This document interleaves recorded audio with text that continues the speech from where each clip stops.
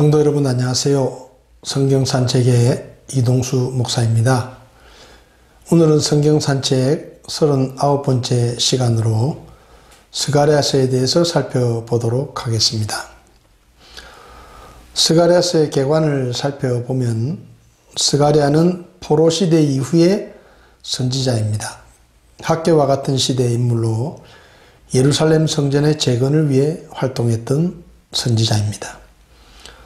스가랴는 성전 사역이 단순히 하나의 건물을 세우는 일이 아니라 장차 열방의 심판주요 이스라엘의 구원자로서 임하실 약속된 메시아 강림의 처소를 영육간에 준비하는 차원의 중요한 일임을 깨닫고 성전 재건의 사역에 임하는 백성들에게 이것을 일깨워 주기 위해서 말씀을 전했던 선지자입니다.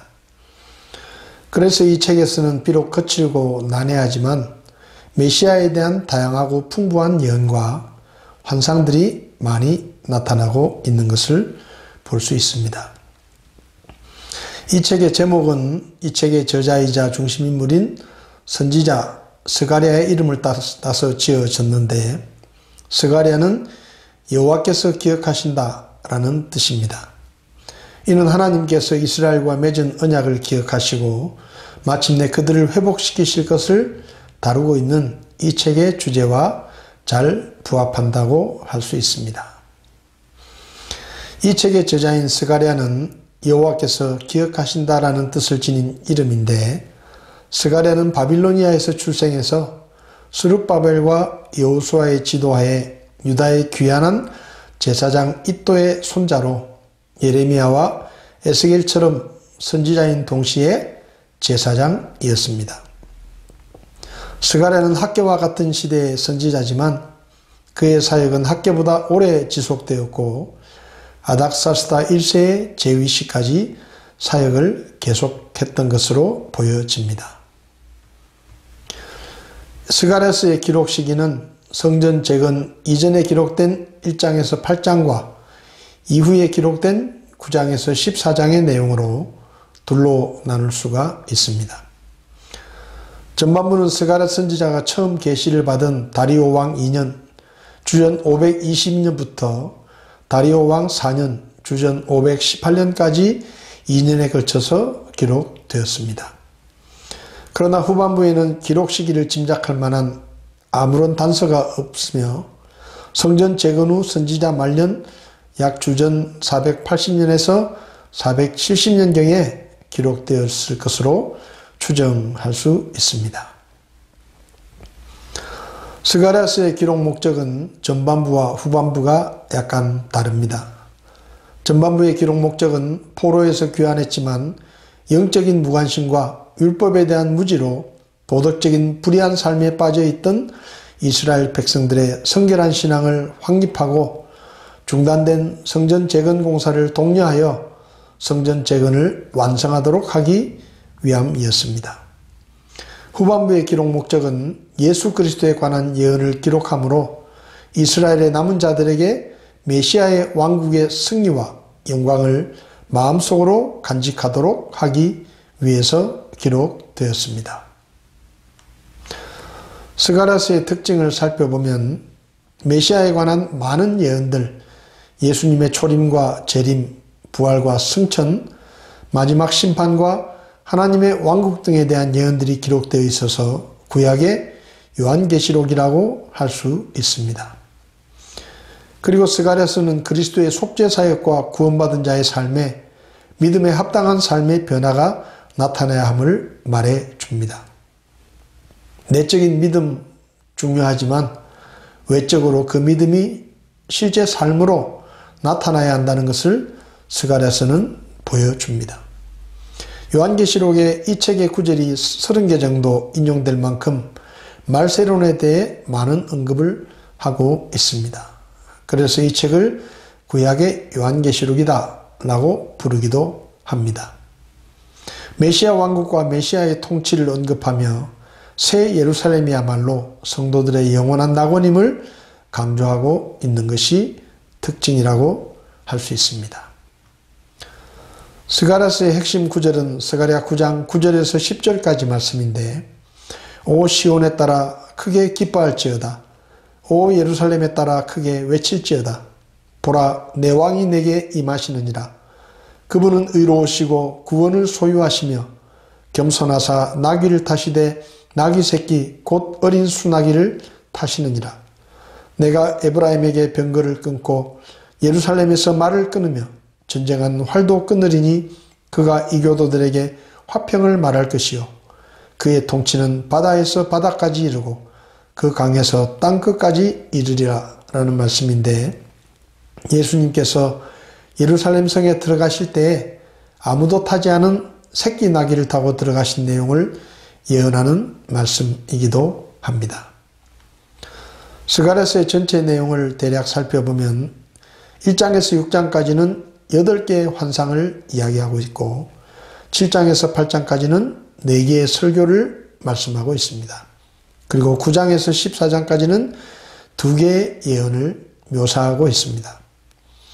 1장 1절에서 6절에는 스가랴의 소명에 관한 내용이 나오고, 그리고 1장 7절부터 6장까지 8가지의 환상이 기록되어 있습니다. 그리고 7장에서 8장에는 금식에 관한 교훈들이 기록되어 있고 9장에서 14장에는 메시아의 초림과 재림에 대한 예언들이 기록되어 있습니다. 세부 내용을 좀 더 살펴보면 1장 1절에서 6절까지는 이스라엘의 행위에 대한 경고의 말씀이 기록되어 있습니다. 열조에게 진노하셨던 하나님, 그분께서 내게로 돌아오라고 말씀하시고, 그리고 하나님의 말씀은 영원하다는 것을 이야기합니다. 1장 7절에서 6장 15절에는 스가랴가 본 8개의 환상들이 기록되어 있는데, 붉은 말 탄 자들과 네 뿔과 4명의 목수, 예루살렘을 측량하는 자, 대제사장 여호사와 사탄, 순금 등잔대와 2 올리브 나무, 날아가는 두루마리, 에바 속에 앉은 여인, 2 산 사이에서 나온 4 병거의 환상을 기록하고 있습니다. 7장에서 8장은 금식에 관한 말씀인데요. 7장 1절에서는 너희의 금식이 정말 나를 위한 금식이냐? 라고 물으시고, 8절에서 14절에서는 너희가 금식은 하지만 내 말에 귀를 막고 듣지 않는다 라고 책망하십니다. 8장에서는 내가 은혜를 베풀리니 두려워하지 말라는 말씀과 내가 너희를 구원하리니 손을 강하게 하라라는 말씀이 기록되어 있습니다. 9장에서 14장에서는 메시아의 초림과 왕국의 시작에 대한 예언과 메시아의 재림과 왕국의 완성에 대한 예언의 말씀이 기록되어 있습니다.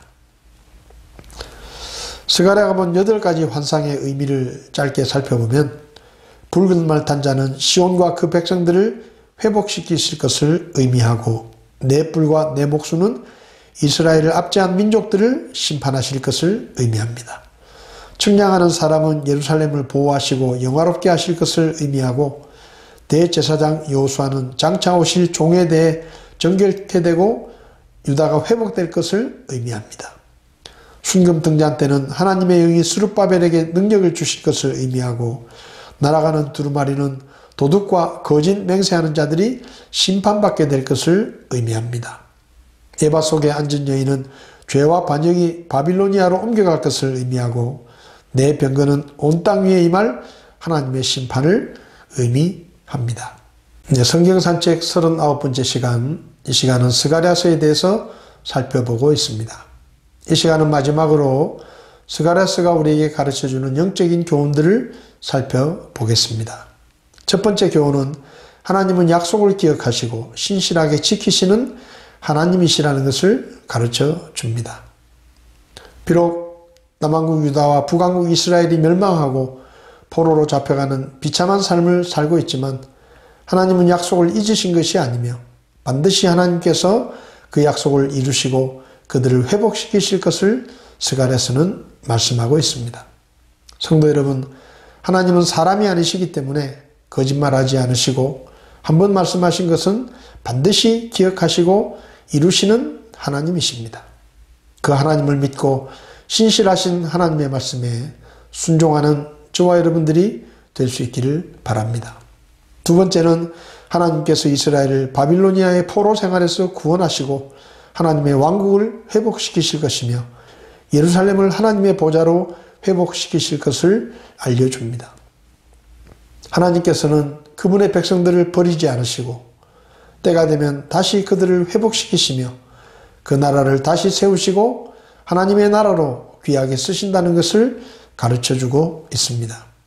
비록 우리의 삶에 때때로 어려움이 있고 고난이 있고 그리고 우리가 하나님 앞에 지은 죄 때문에 징계를 받을 때도 있지만 하나님은 다시 우리를 회복시키시며 하나님의 왕국을 위해서 우리를 써주신다는 것을 기억하고 하나님 앞에서 항상 겸손한 마음으로 주님께 소망을 두고 살아가는 저와 여러분들이 될 수 있기를 바랍니다. 세 번째는 메시아가 이 땅에 오시면 우리가 구원을 받고 회복될 것이라는 것을 가르치며 하나님께서 모든 것을 주관하시는 주권자라는 사실을 가르쳐주고 있습니다. 성도 여러분, 이 시대가 악하고 우리가 믿음으로 사는 것이 결코 쉽지 않지만 그래서 불이익과 손해를 당하고 조롱과 핍박을 받기도 하지만 낙심하지 마시기 바랍니다. 이제 곧 주님께서 다시 오셔서 우리를 부르시고 주님과 함께 영원히 하나님의 나라에서 살게 주실 것입니다. 세상의 징조를 볼 때 그 어느 때보다 주님이 다시 오실 때가 가까워졌다는 것을 깨닫습니다. 여러분 마음속에 다시 오시는 주님에 대한 소망을 품고 주님께서 오셔서 우리의 눈물을 씻기시고 우리의 수고와 희생에 대해서 보상해 주실 것을 기대하며 믿음으로 이 믿음의 길을 끝까지 걸어갈 수 있기를 바랍니다. 오늘은 스가랴서에 대해서 살펴보았습니다. 다음 시간에는 구약성경의 마지막 책인 말라기서를 살펴보도록 하겠습니다. 한 주간 동안 주님의 이름으로 승리하시고 기쁨과 평안을 누리시다가 다음 시간에 뵙도록 하겠습니다. 오늘도 시청해 주셔서 감사합니다.